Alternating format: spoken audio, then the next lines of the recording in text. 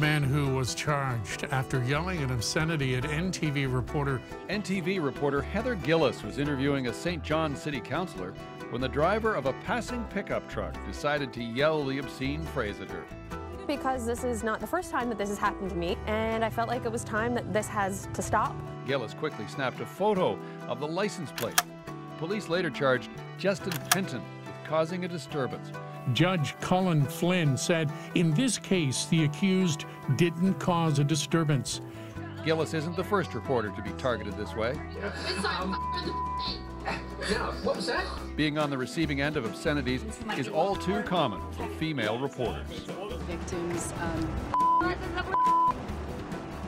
wow.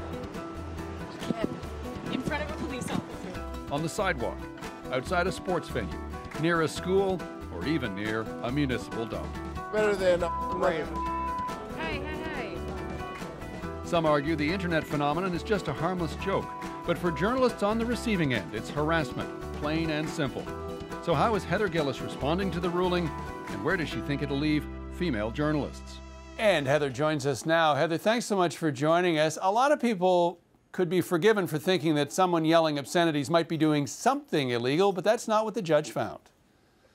No, that's not what the judge found. In this case, he said it wasn't illegal for Justin Penton to yell F her in the P at me. In his ruling, he said there was no externally manifested disturbance and there was no interference with the ordinary and customary use of the premises at the time and place. He said this was but a momentary interruption of a conversation. So I'm a little disappointed because I kind of wanted the court to send a message to say that this is not okay to yell at reporters.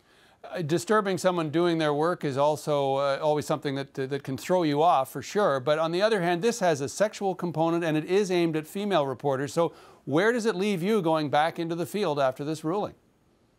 Well, I feel like it leaves me, and I feel like it leaves all of the reporters who go out there in the field open to this continuing to happen. People are going to probably erroneously believe that they can yell this with no consequence now, which is really unfortunate, and I'm afraid that this is going to increase. So the question is, how do you guard against that, or how do you combat it once it happens? You know, just try to get that license plate. But sometimes that can be difficult for people who are video journalists like myself. Oftentimes when I'm walking down the road, I've got a tripod in one hand and a camera and a microphone in the other, so I'm not always able to get the license plate. But going forward, if this continues to happen, I'm going to try to get license plates of vehicles with people in them who yell this. For anyone who says, look, there's a lot tougher jobs out there and you're in the spotlight and you get to do a job that you love, but can you talk a bit about the implied threat of a comment like this when it's made to a reporter working in the field? Yeah, absolutely. It's a threat. They're trying to incite sexual violence. They're telling you to do something to your body without consent. And it can be quite frightening because this is done in a drive-by. You don't know who these people are or what they're capable of or what their intent is. So I do find it actually a little bit frightening. As you say, you're out there in the field every day as a video journalist. You don't have someone to watch your back. So going forward, what do you do?